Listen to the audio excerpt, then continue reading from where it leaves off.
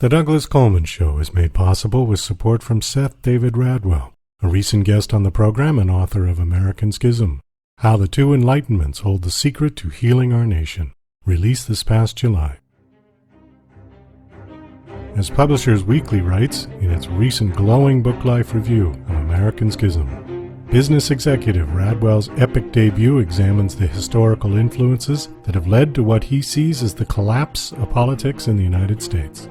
Seth Radwell makes the case that the current chasm between the American right and left can be traced back to the 18th century's Age of Enlightenment and the basic tenets of liberty, equality, and reason.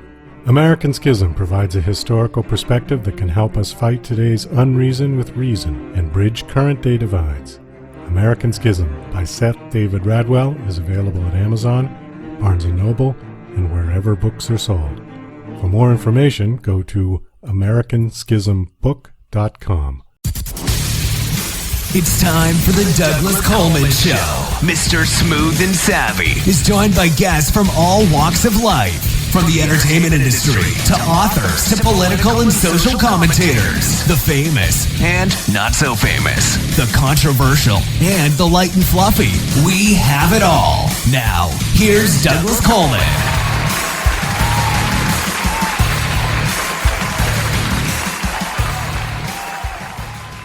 Okay, please welcome to the Douglas Coleman Show, Jenna Greene. Hi, Jenna. How are you? I am good. Thanks for having me. Well, thanks for coming on the show. I appreciate it. So you are in Alberta? I am. Southern Alberta. Okay. And you've lived there your whole life? Almost. I actually grew up in Vancouver, but I've lived in Lethbridge, Alberta since I was 8. Okay. Did you guys get the trucker convoy come through there at all? Or is that pretty much just in Ottawa? No. I actually live right off the highway to Coots, and it's about an hour away, so we definitely saw it go by. Okay. All right. It seems like we don't get much news in the United States about Canada, but this thing has been enormously popular on our news. So all of a sudden, you know, Canada is on the front page of everything, it seems. Well, normally in Canada we're pretty quiet. We don't do a lot. But we've decided apparently that we do have newsworthy actions, apparently. Yeah. Well, it's good. It put Canada on the map, I think. Everybody now is focused in. I don't know if that's good or bad for you guys, but it certainly brought the world's attention to Canada. And how cold it is. When I look at that video of them standing out in Ottawa, oh my God. I mean, it's just freezing up there, yeah? It's minus 13 today, so it's actually warmed up. Oh, that's warmer. Yeah, okay. All right, great. Well, I guess I'm a little bit spoiled living in Las Vegas because we don't really have winter. You know, we just have like really hot and then not as hot in the winter. So it's you get a little bit spoiled. And when I see that kind of weather, I go, oh, God. It's kind of brutal. How cold is it where you are? I mean, does it get like that for most of the winter? Yeah, I mean, it's minus 13 now, but, I mean, it's been minus 30, minus 40. And then we have what's known as the wind chill. So we get really intense winds, and that icy cold wind will actually make it feel colder than what it really is. So it might be minus 20, but the wind chill might be to minus 30, minus 40. Yeah, you really don't want to go outside in weather like that, you know? Well, sure, I got to do supervision for recess. Recess? I don't want to. So the kids are out playing in that weather, yeah? You don't think there's snowsuits on? Oh, wow. We're a tough bunch, us Canadians. Well, it seems like it. And you've got a lot of books that I see on your bio, so I guess there is plenty of time to stay inside and write, yeah? I try. You know, I'm a teacher, so some months or some weeks are better than others. Report card season, I don't get a lot done, but, you know, get a lot of breaks, summer, and I try and write in the evening when I can. So I do my best. Your latest book is called Reborn, is that correct? My latest, No. Well, the Reborn series is my recent series. So Reborn was published in 2019, but the sequel, Renew, came out last June. So that's my latest novel. And then my latest release was a picture book. Well, which one are we going to be talking about today? Well, we can talk about anything and everything, but we can definitely talk about the Reborn series. Okay, is the picture book Winston, the Well-Dressed Wombat? Is that the one? It is. Okay. Well, let's talk about both of them. Tell us about the Reborn. Okay, Reborn and then Renew, but that's a series? 2 books? Yes, it is. Okay. Well, eventually it will be 3. Eventually 3. But it's 2 right now, yeah. Okay, well, why don't you just tell us a little bit about that series, and then we'll talk about the picture book a little bit. Oh, absolutely. So the main character is Lexel. She's 16, and she has marks on her face. They're similar to freckles. And in her society, they're reborn marks. They mean that she has lived previous lives, which sounds, pretty great, except that in her society, if you have lived previous lives, you have to be a slave to those that have not had that fortune to have had all those lives to experience. So she is sold into slavery by her brother. And now whether this reborn myth is true or not, or just an excuse to enslave people, we don't find out until later on in the book and in the series. But she's sold to an owner along with a little girl named Sarah, who's about 4 or 5 years old. And Lexel's not super brave to start with. She's kind of just kind of goes along with it. She's not super happy about her situation, but she's not going to fight it until this little girl, Sarah, is in trouble. And then she has to really step up in order to protect this little girl that's facing a lot of trouble. And so she flees from the plantation through the wastelands with a boy named Finn, and they have to try and survive out in the middle of nowhere with nothing really to rely on except their wits, and escape from slave catchers and all sorts of creatures that live out in the beyond. So is this taking place on planet Earth? Sort of. It's kind of that dystopian atmosphere where, it definitely could be an alternate history for Earth. It could be a place very similar to Earth, but just with a different... It's not really clear, and that's what makes it interesting. What's the timeline? It could be almost anything. Do they have technology, or is it ancient, or... They don't have a lot of technology. That's why they need slaves to run their plantation. No phones, no cars, horse and buggy kind of place. But definitely this connection to the past and being able to hear, things that voices of those who have maybe gone before. So a little bit of a mystical quality to the place. Where did you come up with this idea? I was coming home from a writers' conference in Calgary. It's called When Words Collide. And I was, when you come home from a conference and you're just around writers and you're talking about writing, you have those creative juices in you.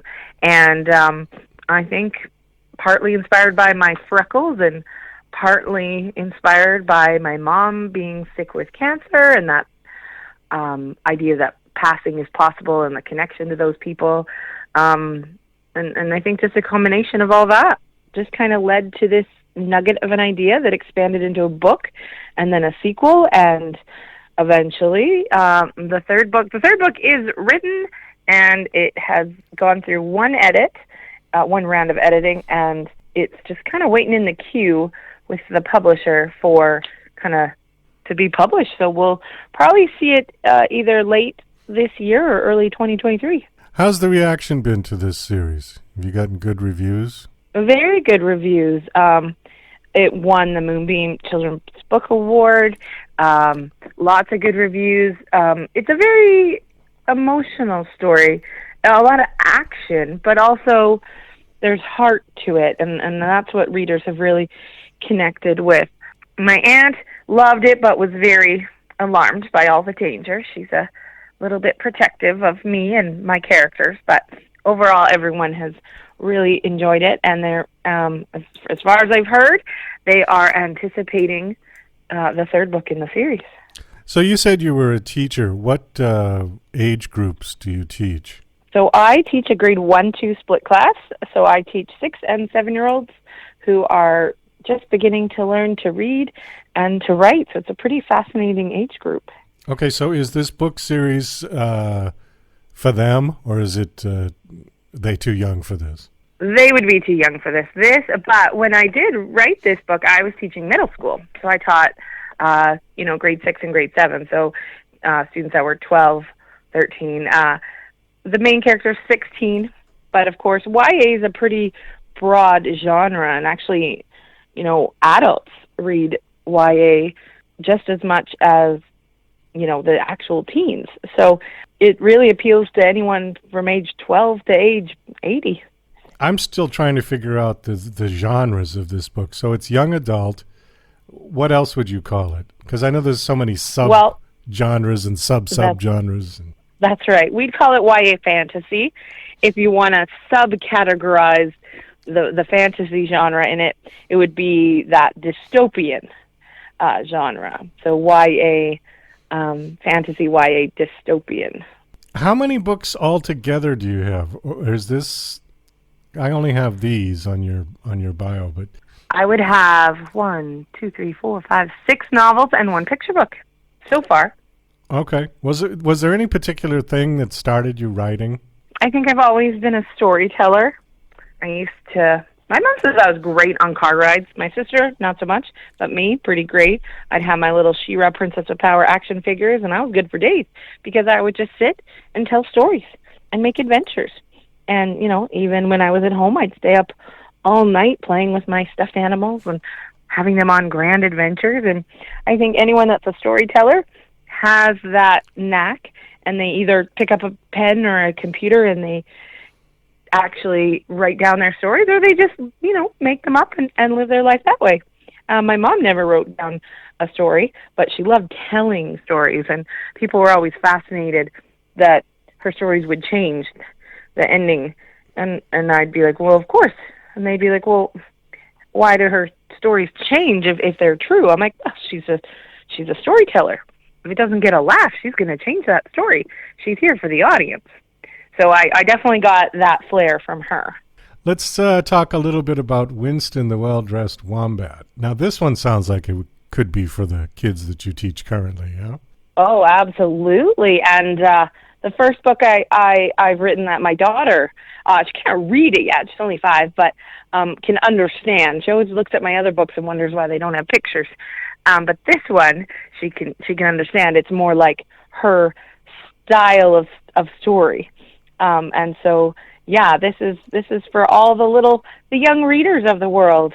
And I test all my, because I'm going to probably pursue more picture books in the future, but I test them all out on my daughter and her friends. So I always send copies to them of the rough draft and see if they laugh. And if they laugh, we're good to go.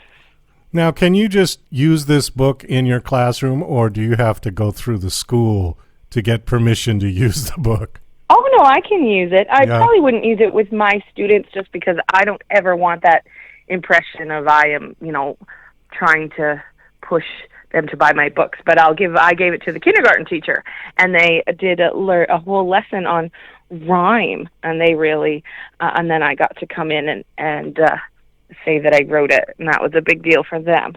So, yeah, kindergarten, preschool, grade 1, grade 2, your grade 3ers that want to read on their own, absolutely. All right. What's a wombat? I know it comes from Australia, I think, right? Yes. I needed something that rhymed. I needed a W word. Oh, and, okay. Sometimes you got to, and he's a wombat, and he's well-dressed. People always ask what the book is about. They say, Winston, the well-dressed wombat, what's it about? I'm like, it's a wombat that's well-dressed. This is pretty much in the title. But it's really a story about kindness and how to be kind to other people, and that it's okay to be a little bit different with how you live your life. If you want a little sense of style, that's A-okay. And if you want to dress any way you want, live however you want, as long as you're being kind. Well, I think that's a good message to go off on. Thank you so much for coming on this show. Do you have a website that you want to give out? Absolutely. It's jennagreene.ca, Green with an E on the end. And you can find me online on, Facebook, Twitter, Instagram, TikTok at jgreenwrites with that E on the end of green again. All right, great. And all of these books are now out and available, and they can buy them through your website? Yeah, or Amazon is a great place as well, because then you can get them through in print or as an ebook. Except I don't think Winston's an ebook yet, but the other ones all are. Well, thanks so much for coming on the show and sharing about your books and Canada and the weather. Thank you again for coming on, and best of luck. Thanks for having me. You're listening to Mr. Smooth and Savvy right here on the Douglas Coleman Show.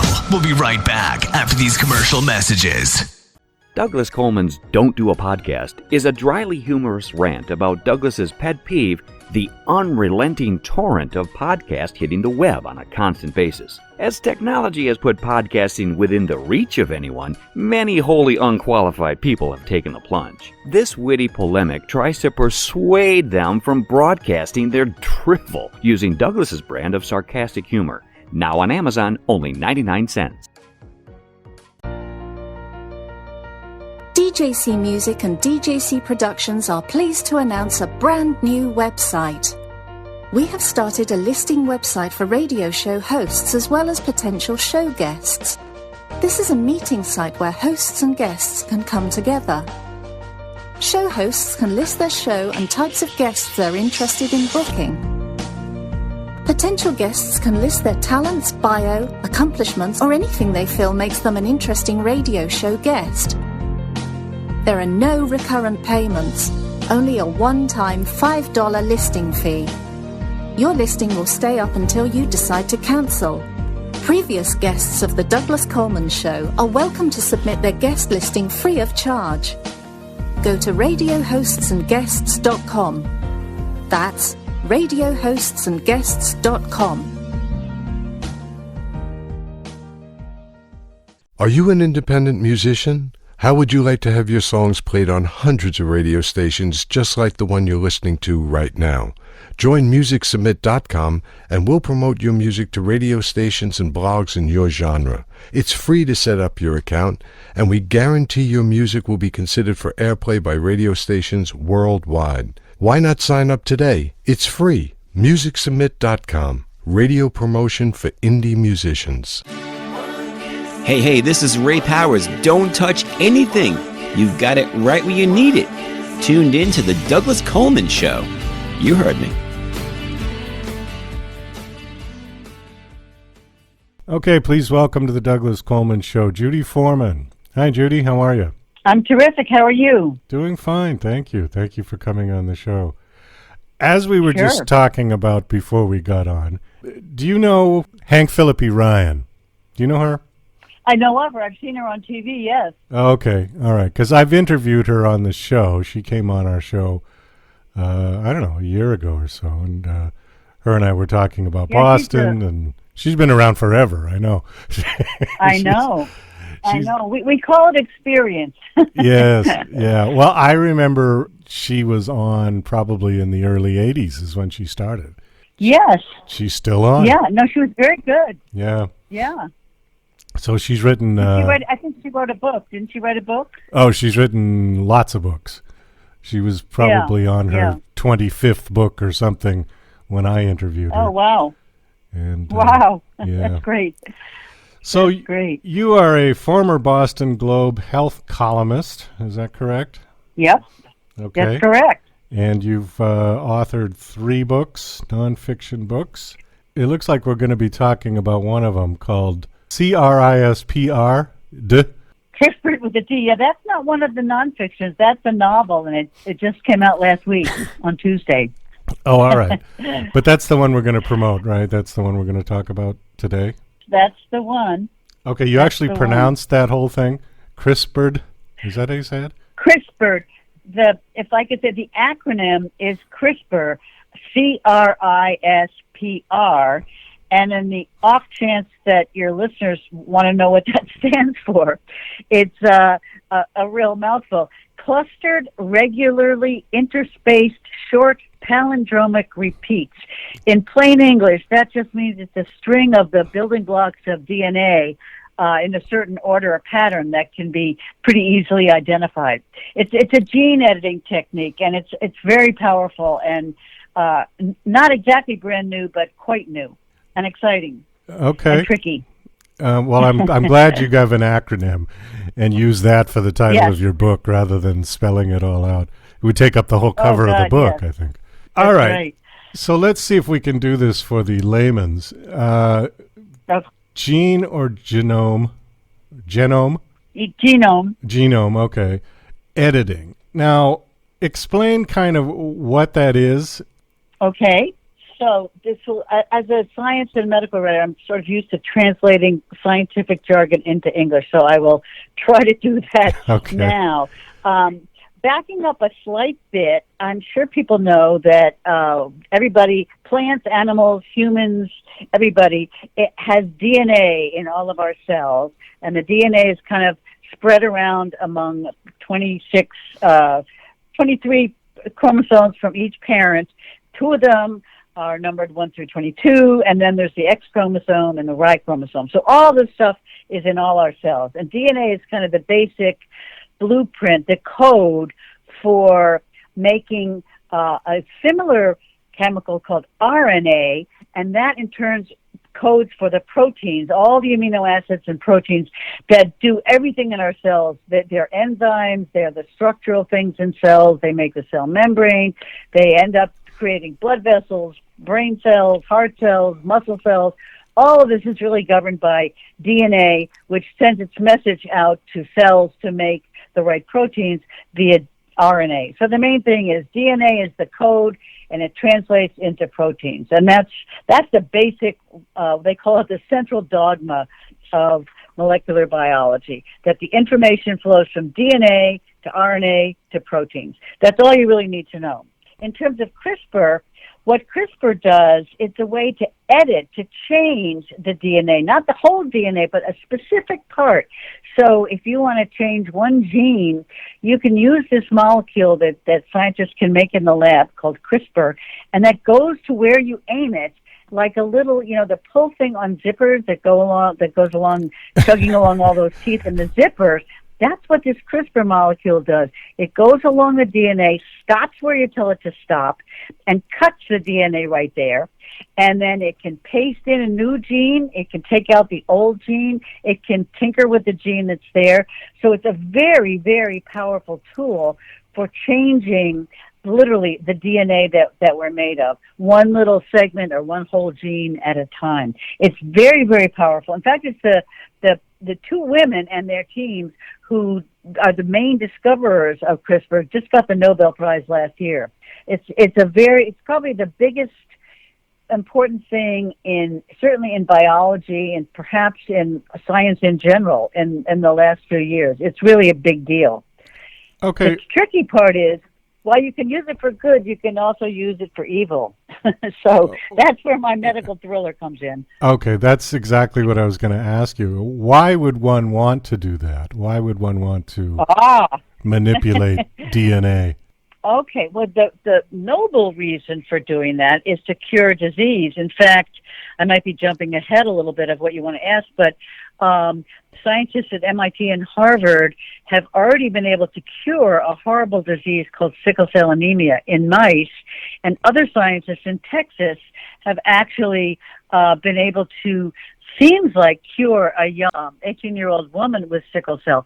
And there's a guy out in Oregon whose congenital blindness has been cured by CRISPR. So the power to change genes that do bad things to us, like cause schizophrenia, cause sickle cell, cause cystic fibrosis, a number of genetically determined diseases, could theoretically be wiped out, which would be wonderful. Yeah. And that's the main good motivation. A trickier motivation would be what people colloquially call designer babies. Like, what if you could tamper with the genes, and there are multiple genes that create intelligence? What if you could make everybody smarter or stupider? Not that you might want to do that, but or what if you could make everybody blonde and blue-eyed, or taller, or shorter? These things are theoretically possible, and some are noble, like curing diseases, and some are not, like just creating prettier babies. And that's already happened. There's one guy in China, a guy named He Jiankui, a couple of years ago, or 3 years ago, or 4 years ago, 2018, he did use CRISPR unethically and without going through the standard protocols or the conformed consent or the ethics review boards, all of what you're supposed to do. He didn't do that, and he altered some genes in the embryos that would become two little twin girls. He got in major trouble all over the world for that, and he ended up in house arrest.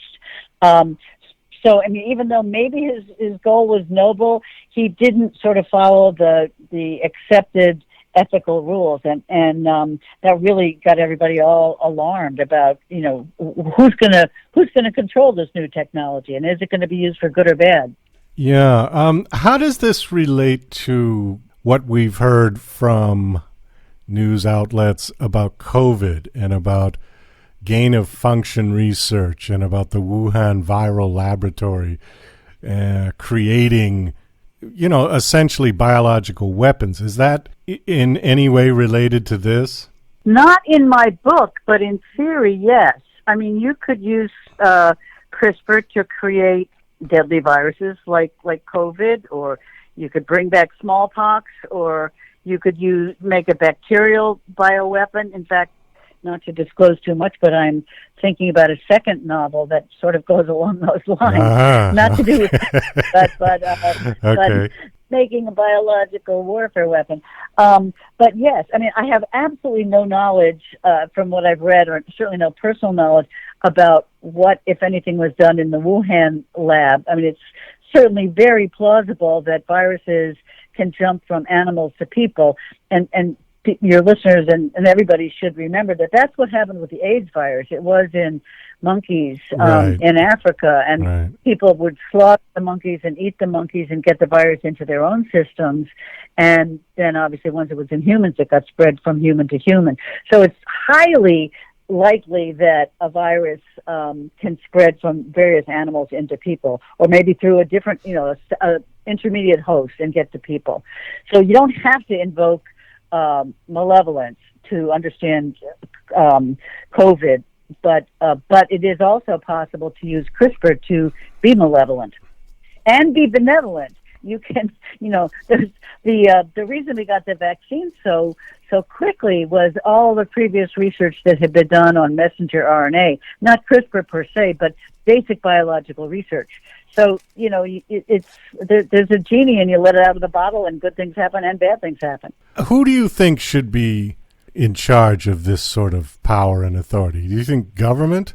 Boy, that's the major question. I'm not sure, to be honest. I mean, there are ethical committees, like there was a committee that actually my college roommate, who was an ethicist, wound up on, a committee to study human subjects.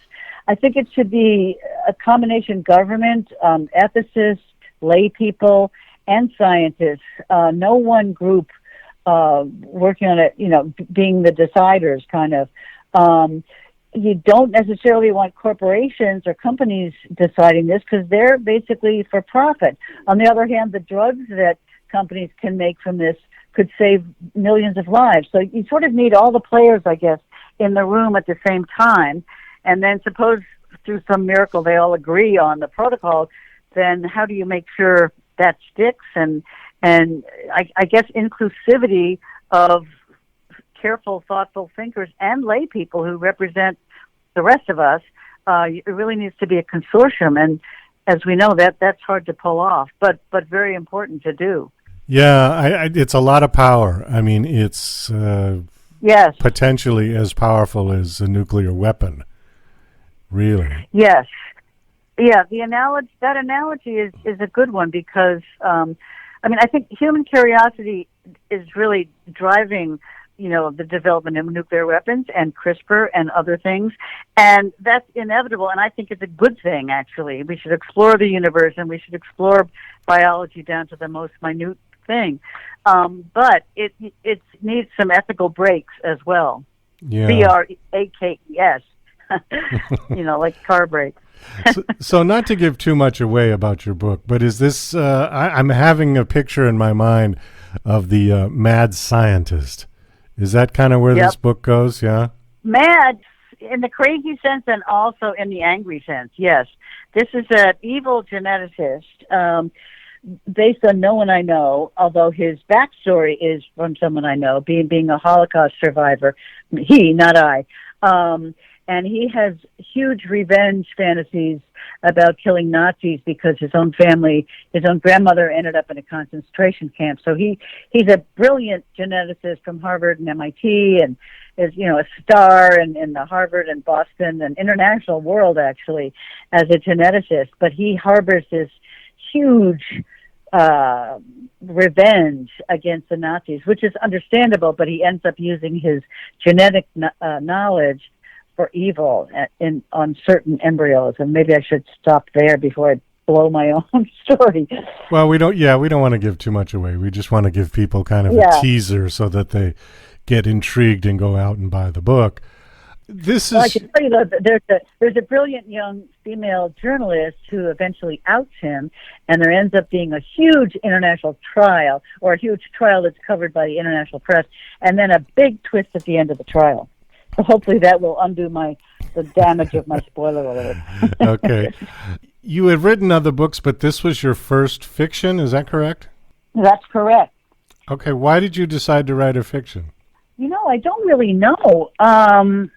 For fun. I had taken a couple of fiction writing courses after I left the Globe, even while I was still writing my nonfiction books, and I thought this would be fun to try, and it turned out to be quite different from writing journalism and even writing nonfiction books.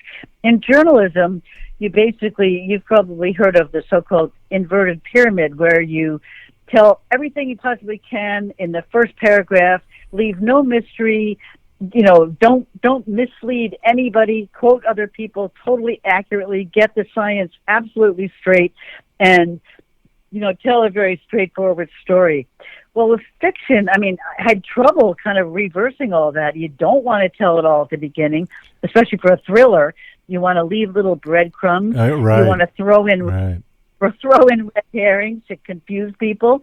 The science, I must say, in this novel is absolutely correct. I was grateful for a very kind Harvard geneticist, George Church, who I checked every fact over and over and over again about CRISPR. So the science is true. The story is based on true science, but it takes off on its own course. But it was hard for me to not tell it in an orderly, journalistic way. Switching to fiction writing was a huge change. It was fun to try to do, but it took a lot of work to kind of realize, wait a minute, which character knows what when, and make sure you're not spilling the beans too soon. It was a big change. Well, that's good. So you challenged yourself then by doing something completely different, yeah? I really did. I really did. More than I expected, frankly. All right. Well, we do need to wind this down. My guest is Judy Foreman. Her new book is called CRISPR, spelled CRISPR, ''D, a medical thriller. And the book is it out? Is it available now? It is available on Amazon. And through my website, if people want, which is judyforeman.com, JUDYF as in Frank, OREMAN.com. Okay, great. Well, thanks so much for coming on the show. It was nice meeting you, and best of